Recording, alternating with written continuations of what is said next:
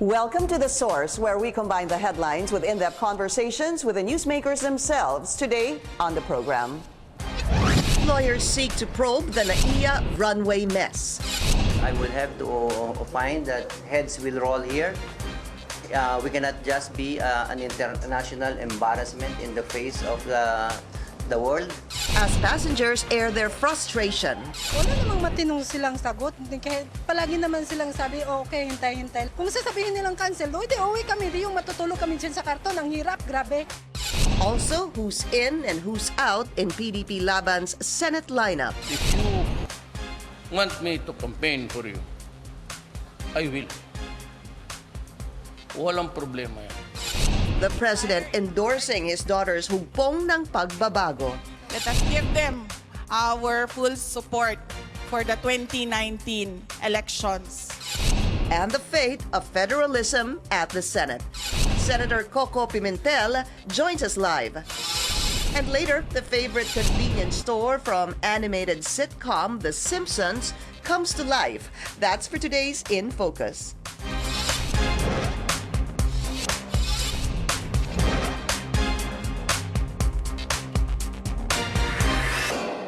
Thank you for joining us. I'm Pinky Webb. Congress wants to conduct a full-blown investigation on the NAIA runway mishap that led to thousands of passengers stranded and a number of flights affected. The Senate probe will look into the apparent and seeming broken systems of regulations, while the House of Representatives will study the airport's protocols in responding to such incidents. Also, the PDP-Laban Senate lineup has been released, and will charter change get a chance at the Senate? Let's go straight to the source of the story. PDP-Laban President, Senator Aquilino Koko Pimentel, the third senator. Welcome to the show again. Good Thank to see you. you, sir. Good morning. Good morning, sir. So let's start with the NAIA fiasco, sir. Thousands of passengers greatly inconvenienced by what happened. The Xiamen airline, of course, overshooting the runway.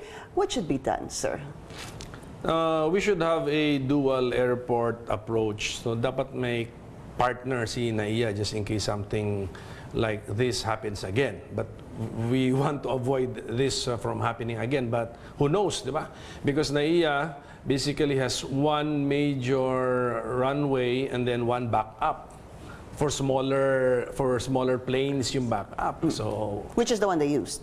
The one they use. So that's why all of the international flights which use larger aircraft got canceled because the major runway got affected. So Right.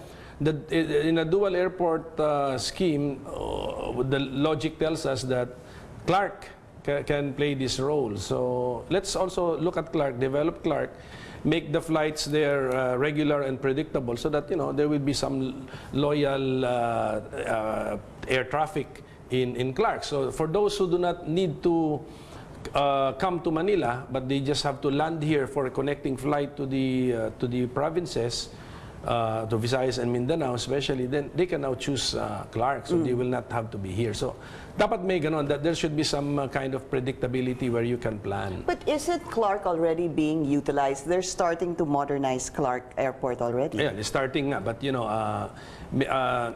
the treatment must be as a partner to NAIA. Ganun na. Kasi the other suggestion is more runways in NAIA, but NAIA is right smack in the middle of Metro Manila. So In between Parañaque and Pasay. so runway needs land. Yeah. At saka ano yata ito, you still have to study also air patterns, etc. So you cannot just say that we can easily put an extra runway in NAIA. So But were you surprised with what happened, sir? Because they're saying it took, 30 plus hours before the Xiamen plane was taken away from that runway. Was that a shock to you? yes, especially if when I heard that there's an admission that we do not have the proper equipment to tow away the plane. So that's shocking news, because we should anticipate everything that can happen in running an airport. So may mga ganon. So it's obvious we were not prepared, to say the yes, least. we were not prepared. Yeah. What about protocols? When you talk to a number of people, sir, it's not just the airport, but also the airlines. We need to bring that in, because some of the passengers, a lot of them interviewed by CNN Philippines, were saying, ang gulo ng mga airline, hindi nila sinasabi. And sir, even the monitor sa airport, it was really not even working. Yung bang people went there because they didn't know much better. They didn't know what else to do. In terms of protocol, kailangan pag-aralan to ng mabuti. Oh, pero actually, for example, I also got stranded eh. Okay. Because I flew that day. The mishap happened close to midnight. And then the following morning, I flew to Laguindingan Airport. So Okay. my flight got 3 hours delayed. But it took off. So hindi na-cancel. But then balikan ako. So on the way back that evening, so I think Cebu Pacific canceled all their flights. So okay yun. At least the passengers could now plan. But PAL was not making any announcement. But now I understand because they canceled some, but my flight was able to take off. Yeah. So tama. Bakit? Tama pala. It's on the cancellation was on a per flight basis by PAL because some of their flights were able to take off. Yeah, but that makes it confusing. Yun na nga, but that's reality because I all of a sudden realized, sabi ko, how come PAL did not cancel all of their flights? Like Cebu Pacific makes life easier for us because I waited at the airport for 5 hours. Eh. Okay. Oh. But then my flight was able to take off, so Yeah. tama rin. So, I guess, Senator, what I'm saying is definitely there are experts who will determine itong flight pwede, itong flight hindi pwede. Pero sa pasahero, sasabihin nila, bakit yung flight ni ganito naka-take off? Bakit yung amin, 8 oras na akong dito? Yung bang ganon? Tama, okay.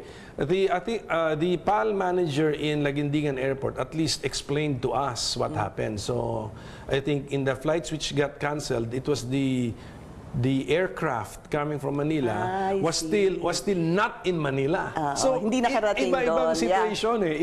So now I understand it's not that easy. Correct. So well, I would say that too, sir. I would definitely agree with you.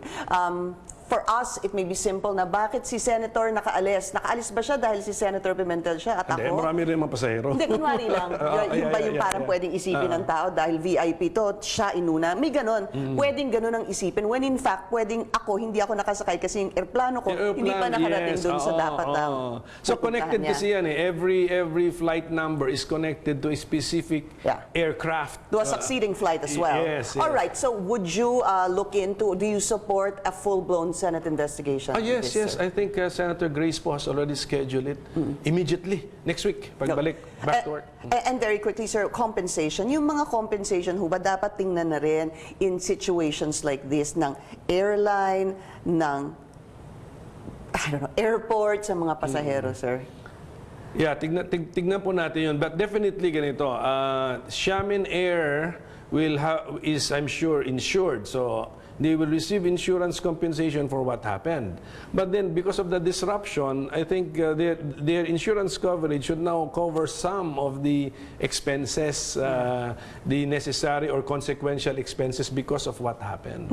Pending an Because, investigation. for example, while I was stranded in Laguindingan Airport, I saw Cebu Pacific passengers lining up for their food. And also PAL gave also some food to passengers. So, gastos ng Cebu Pacific and PAL yun. Yeah. Oh, but So may ganun pala. Oh, may Some ganun. were really fed, no? Nabigyan naman Some sila ng were fed, meals. but not all, Exactly, sir. Kasi marami ding nagsasabi na hindi talaga sila pinakain man lang. Right. Sabi nga nila, pati tubig daw wala. So this, I guess, again, requires a full-blown investigation Yes. by the Senate and, of course, the House of Representatives. Let's move topics, sir. PDP. The President saying he will remain with the PDP during an event of hugpong. Let's listen to the President's statement. I do not like things about this. So, I will remain where I am. But you, ang pinaka-advise ko is, you connect with your traditional mother unit. Must be a big morale booster for the PDP, sir. yeah, for all PDP-Laban members. But we know the President. Yeah, I mean, and actually, there is also no conflict for a PDP-Laban member to be, which is a national party, to also be a member of a local party, including a regional party, Which is Hugpong, and as well as a party list. That is how I or we have interpreted our party constitution. The problem, is only when you're a member of PDP-Laban and you take your oath as a member of another national party. Like NPC. Sa amin yun, automatic yun. You lose your party membership. Yeah. So, but PDP can join Hugpong as a regional party. Yes, as a regional party. Pero aren't the lines, you know, you have NPC joining Hugpong, NP joining, NUP joining. What about PDP, sir? Talagang hindi ho ba, is there even a chance pwedeng magsama yung dalawa? This is politics, so there is a chance. But I will have to be honest with you, there are no current or pending negotiations towards that effect. Wala. But given that it's August, September, and October is the filing, things can happen very fast. It can still be, it can still evolve. Yes. But how do you feel? And even after the filing, pwede pa rin. But, yeah, but how do you feel that NPC is already with them, aligned with them, NP aligned with them, NUP aligned with them, sir? No, I don't answer for the decisions of the other parties. No, So, how do you feel about that there are three major parties who have aligned themselves with Hugpong? congratulations to Hugpong that they have national parties which have aligned with them. But actually, we are indifferent to what is happening with other parties. Does that make PDP weaker though? Yung pagsama ng tatlong major parties sa Hugpong, sir? No, but in Region 11, we have a strong party presence. So, entering into a cooperation agreement with Hugpong in their region, Region 11, will definitely strengthen PDP in Region 11. But even without this cooperation agreement, we are already strong in Region 11. Do you think you were stronger than Hugpong in Region 11, sir? Tail of the tape, mas marami silang governor sa amin. So, yeah, but So, mas malakas sila? Oo, sa Region 11. Oo. Kasi you said earlier that sa Region 11, malakas naman kayo. But we are also strong in Region 11. Yeah, but kung nagsama man kayo ng Hugpong, sir. We will definitely be stronger. Yeah. But as you said, mukhang malabo siya. Well, anything can happen. And you're hoping, are you hoping though that there could be some sort of alliance with Hugpong? Not only with Hugpong, but all parties supportive of the president, I will consider them to be under the Duterte umbrella.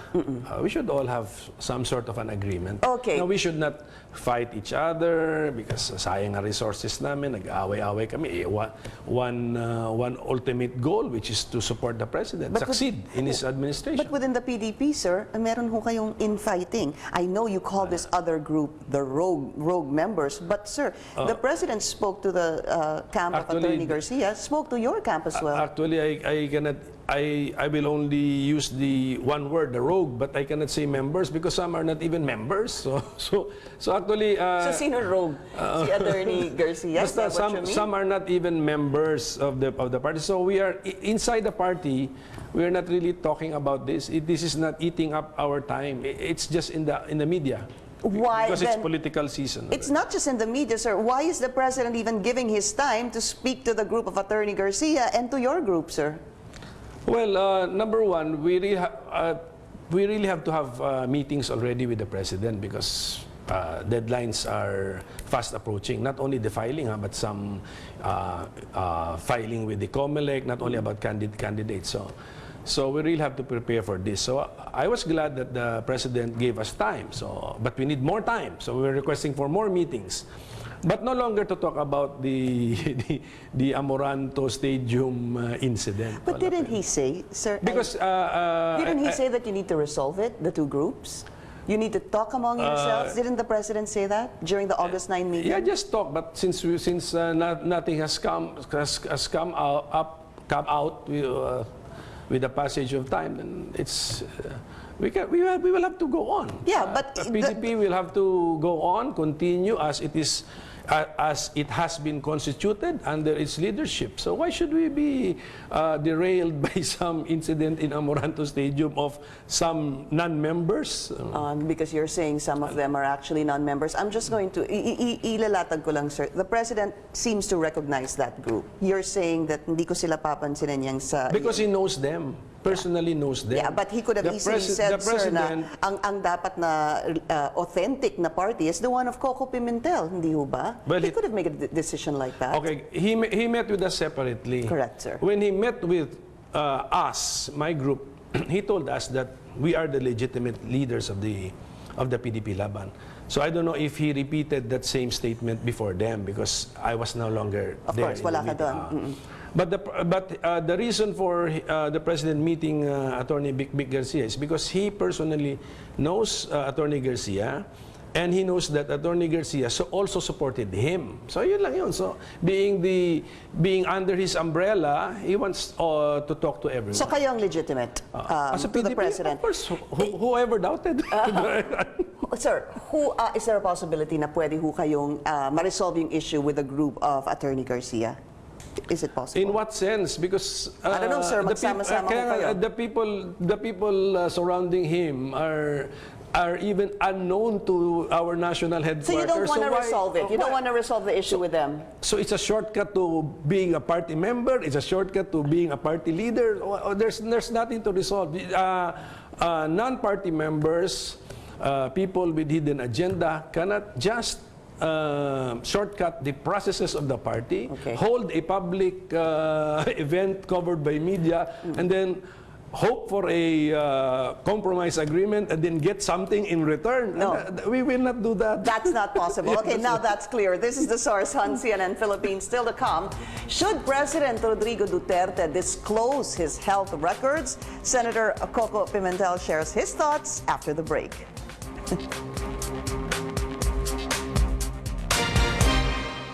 You're watching The Source on CNN Philippines. Our guest today, PDP-Laban President Senator Aquilino Koko Pimentel III. Sir, your Senate lineup, ang dami nila, ha? Dami pa. Madami pa sila. Sabi mo, the President needs to sift through this. Let's start with the first batch. This is about 11. I'm just going to, we'll put that up on the screen, sir, and I'll show you here. It's Bongo, Francis Tolentino, kayo po, Congressman Nograles, and the rest. Yes, 1, 2, yes, 3, yes. 4, 5, 6, 7, 8, 9. That's 11. Yes, coming from within the party. Yan, andyan po si Congressman Monsur, si Freddy Aguilar, and si Jiggy Manicad And then Albi and then Benitez. Dax. Yeah. Okay, sir. Lahat ho ba yan umuo na sa inyo? Hindi. But all have been suggested to be tapped by the party. Let's stick to the first one first, yung pinakita natin. So wala pa, sino hong umuo na dyan sa first batch, sir? Sa inyo, sa PDP, to join the PDP-Laban slate? I can assume si Carlo Nograles, Francis Tolentino. Okay. And of course myself, tatlo. Siyempre. Okay, let's get to, meron pang second batch. Medyo punuan lineup ng PDP-Laban. The one we showed earlier. So this is what you call the friends of the party. Mayor Sara, si Bato, sino ho sa kanila ang umuo na sa PDP? Well, I can safely assume siguro if we tap Harry Roque, he will also want to be supported by PDP. And I think Pia is also running. Yeah. But si Secretary Alunan, I have talked to him. He has also plans of running. But have they said yes to joining the PDP? No, we have not actively offered. I see. Kasi I need the President's inputs before we trim the list from 24 to siguro 15 muna yan and then final 12. Ganito na lang, Senator. Who among them have said yes to join the PDP-Laban slate? Yun sigurado po. Well, we have not yet offered to Wala anybody. pa rin. So this is just the result of internal survey within the party, suggestions from party leaders, as well as declaration by a party member, specifically Cap Freddy Aguilar, that he wants to run for the Senate. So who am I to disqualify this early? So I included everybody. I guess my question, Senator, I hope you don't mind, is why bring up a list when they haven't even said yes to you, to the PDP, except Freddy Aguilar? No, Doesn't it even Cap become Freddy has not. confusing? What is Kahit the si Cap question? Freddy, hindi pa rin po. Oh. Okay. Why put up a list when none of them have actually committed to joining the PDP-Laban slate? To start the process, because otherwise, if we do not have any limited list, then we don't have anything to start with. But don't you So we start with 24. The president now gives us his opinion, and then maybe we are down to 15 or down to 12, or we can even be down to less than 12. Then we have to proceed. I guess, sir, what I'm saying is, again, forgive me for asking this again, why do you have a list when none of them have committed to joining the PDP-Laban slate, sir?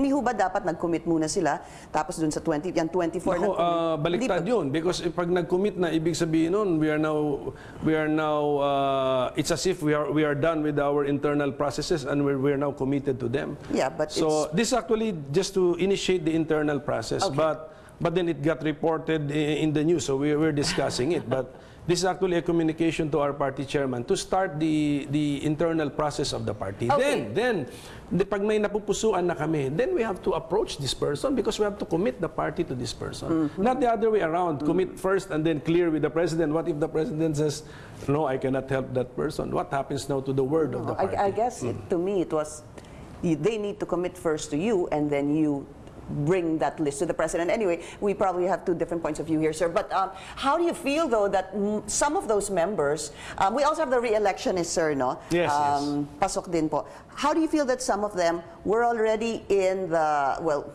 over the last weekend sa hugpong na event? Let me name. Senator Villar, from what I can remember, Senator JV, Senator Angara, sila yung mga nandun. Yes. Nandun din po si Secretary Harry Roque, Mayor Sara, obviously, and Congresswoman Pia Cayetano. They were all in hugpong. So it makes me think that nandun po sila at hindi po sa PDP. Tama ho ba yun? Okay, there will definitely be overlap. And then, okay, ganito kasi yan eh. Okay. As a senatorial candidate, if a group offers to help you, most likely you will not say no to the help. Ganun lang yun eh. Of course.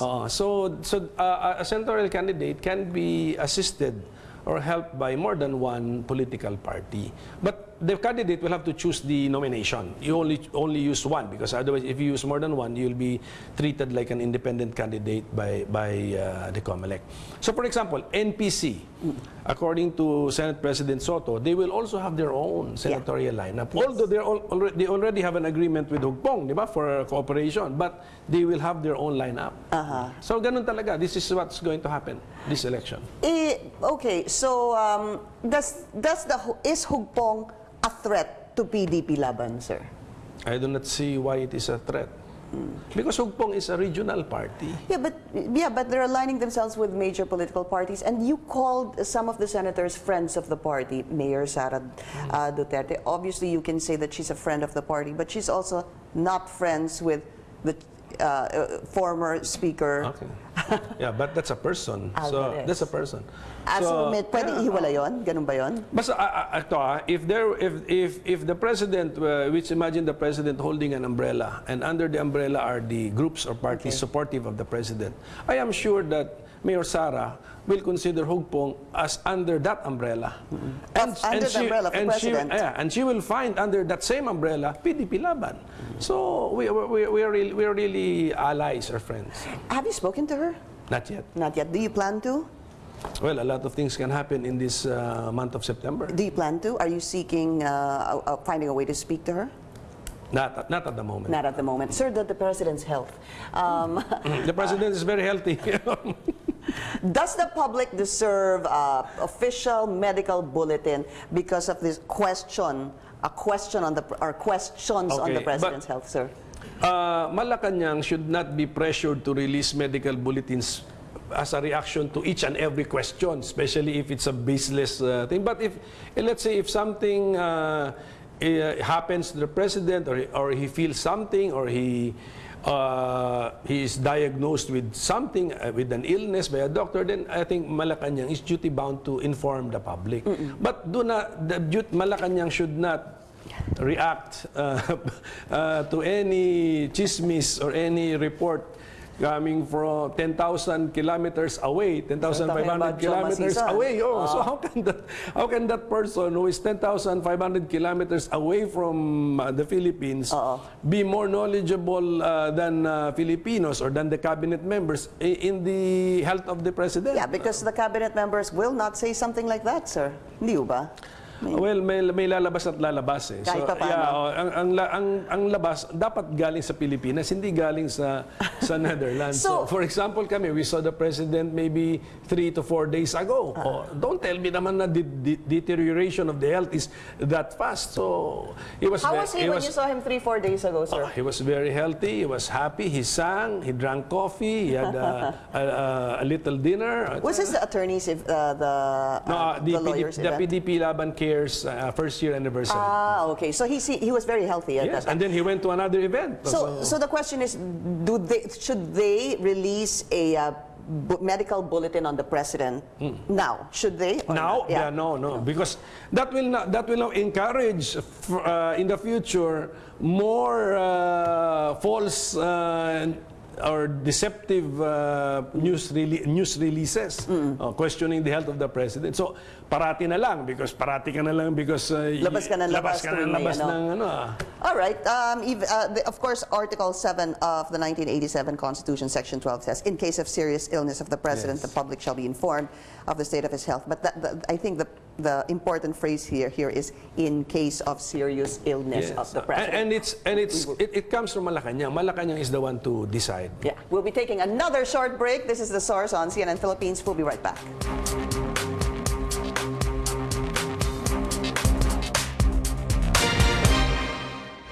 You're watching The Source on CNN Philippines. Our guest today, Senator Koko Pimentel. Sir, federalism, is it dead in the Senate? No, it's not yet dead. We will never give up. We will give it. No, for as long as we're alive, we will pursue federalism. That's the importance of a party, so that the cause of the party outlasts the life of a person. Yeah.